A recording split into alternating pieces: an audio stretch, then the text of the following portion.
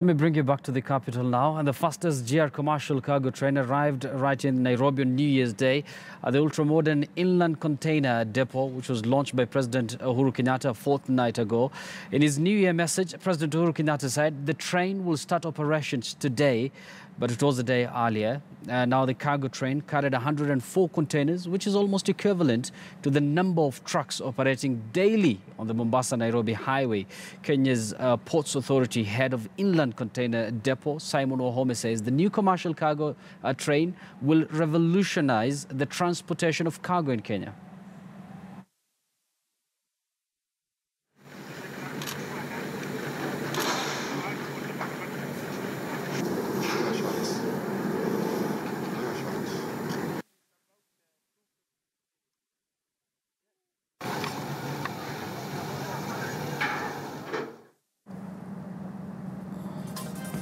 Well, KTN Prime takes a very short break, but when we return, we'll have a lot more, including much more news on business as well as sports. Stay with us.